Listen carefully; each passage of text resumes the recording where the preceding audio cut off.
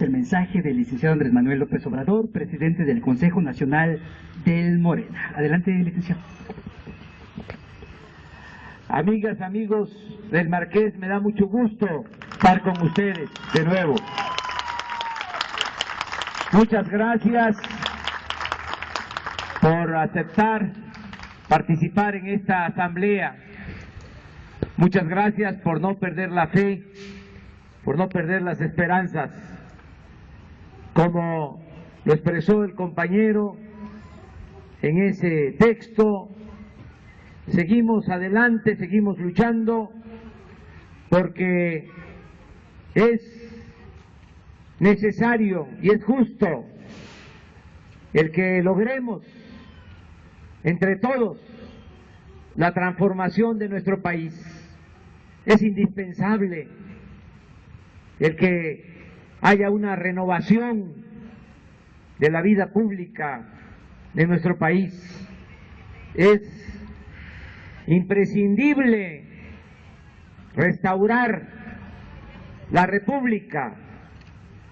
Por eso es nuestro movimiento, el objetivo que tiene Morena, el Movimiento Regeneración Nacional, el Movimiento de Regeneración Nacional, es transformar a México.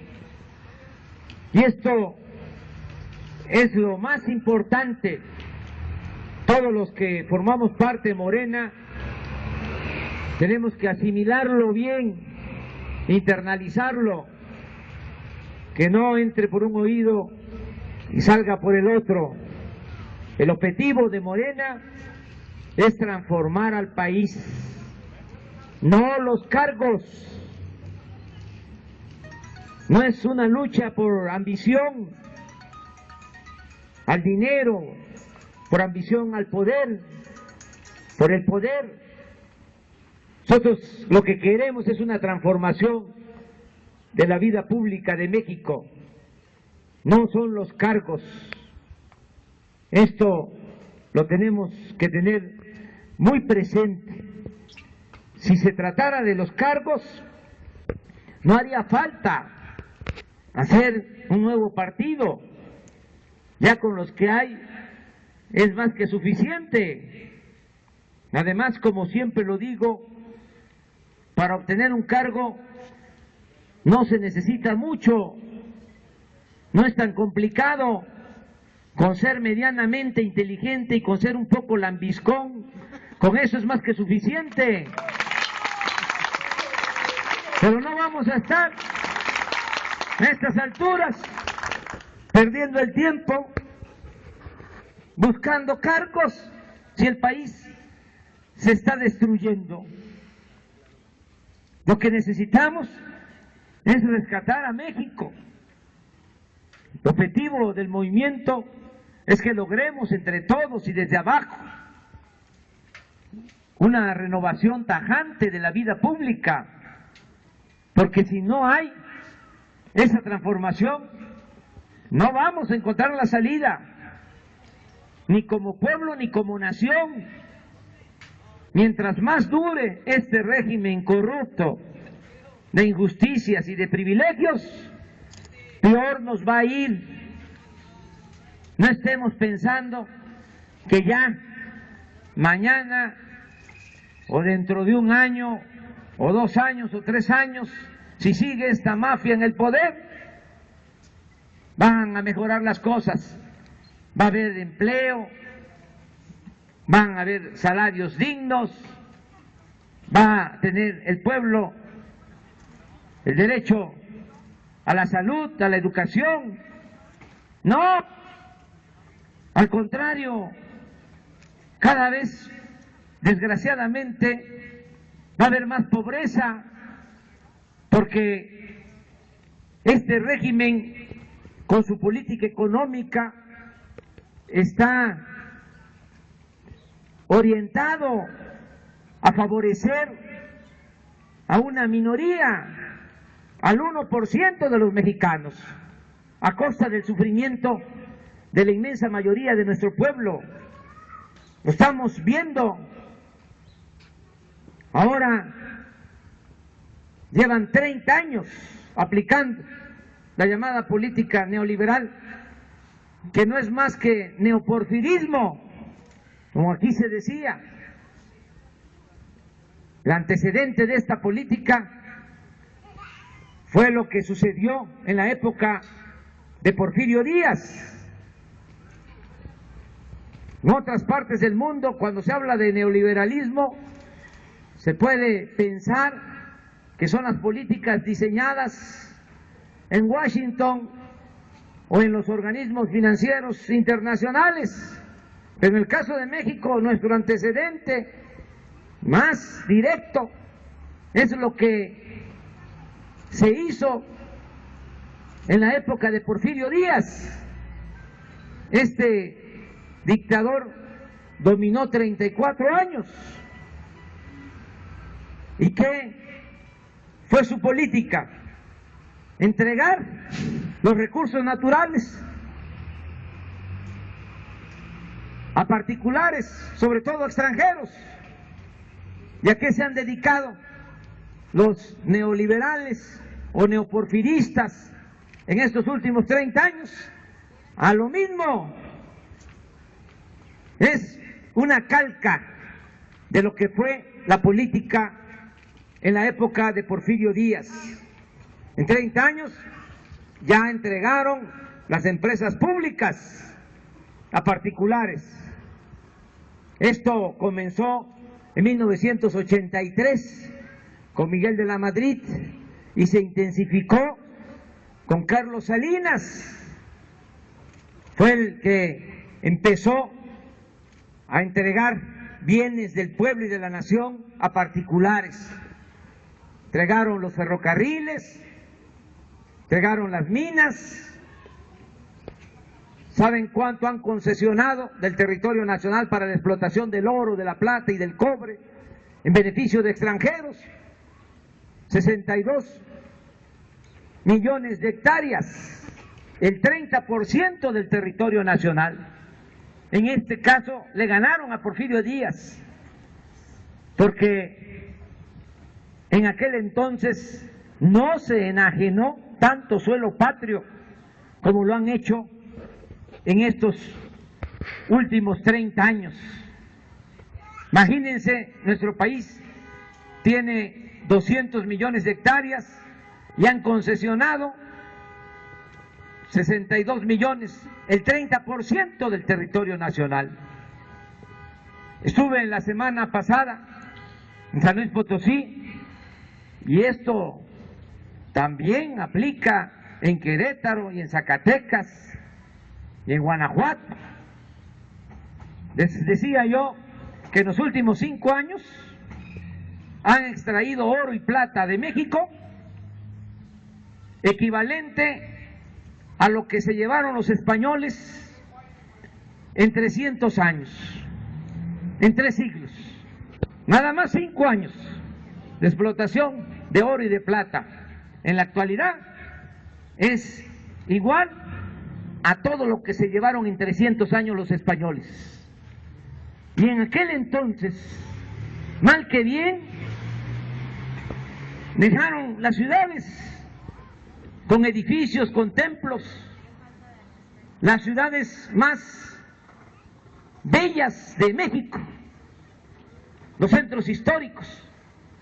Y ahora, ¿qué saben ustedes que hayan dejado de beneficio las mineras canadienses, las mineras estadounidenses? Nada, puro socavón, destruyen el territorio, contaminan. Un trabajador minero en México gana 20 veces menos que lo que gana un minero en Canadá, en Estados Unidos. No pagan ni siquiera impuestos. Estamos en la época del peor saqueo de recursos naturales en toda la historia de México. Y ahora, pues también con esta reforma, la que hizo mención el compañero, con la reforma al artículo 27 de la Constitución, ya se va a entregar parte de la ganancia del petróleo a las compañías petroleras extranjeras. Se modifica el artículo 27 constitucional. ¿Cuál es la historia de ese artículo? Bueno, tiene mucho que ver con Querétaro, porque Porfirio Díaz precisamente entregó el petróleo a extranjeros. Él modificó las leyes para que los dueños de la tierra, que eran los grandes terratenientes extranjeros, fueran también dueños del subsuelo, de lo que estaba debajo de la tierra. Eso no era permitido ni siquiera en la época colonial, porque una cosa era el suelo, que sí podía ser propiedad de cualquier persona, pero lo del subsuelo era de la corona. Cuando México se hace independiente, se establece lo mismo, que el suelo podía ser propiedad, pero el subsuelo era de la nación. Con Porfirio Díaz se cambia eso y le entrega la propiedad del subsuelo al dueño del suelo, es decir, al estilo estadounidense. La ley de Estados Unidos, que es dueño de un terreno, es dueño también de lo que está debajo de la tierra, en el subsuelo. Entonces, ¿qué hacen los constituyentes aquí en Querétaro en 1917? Cuando elaboran, redactan la Constitución, como ya Porfirio Díaz había entregado a particulares extranjeros el petróleo, establecen en el artículo 27 los constituyentes, y lo hacen en sigilo, con mucho cuidado, porque aquí en Querétaro, cuando se estaba haciendo la Constitución, como no querían los extranjeros que se estableciera eso en la Constitución, habían agentes del gobierno estadounidense pendientes, representantes de las compañías petroleras extranjeras que ya dominaban México, estaban pendientes aquí para que no quedara eso establecido en la Constitución. Y los constituyentes de 1917, con mucho cuidado, sin decirlo, dejaron hasta el final, ya cuando se estaba terminando de redactar la Constitución, lo del artículo 27. Y de repente, sin dar tiempo, proponen el punto al Congreso, estableciendo que el petróleo iba a pertenecer a la nación, que era del pueblo y era de la nación. Y se aprueba. Cuando se dan cuenta los agentes del gobierno estadounidense y los representantes de las compañías petroleras extranjeras, ya estaba aprobado. Así queda establecido en el artículo 27. El petróleo es del pueblo y es de la nación. Costó mucho trabajo después hacer la ley reglamentaria del petróleo, o lo que llaman la ley secundaria, para que eso que estaba escrito en la Constitución se convirtiera en realidad, porque las compañías petroleras extranjeras seguían dominando, eran dueños de grandes extensiones del territorio, de vastas extensiones del territorio nacional. Los estados de Tamaulipas, San Luis Potosí, Veracruz, Tabasco, Campeche, toda la costa del Golfo de México estaba en poder de ellos.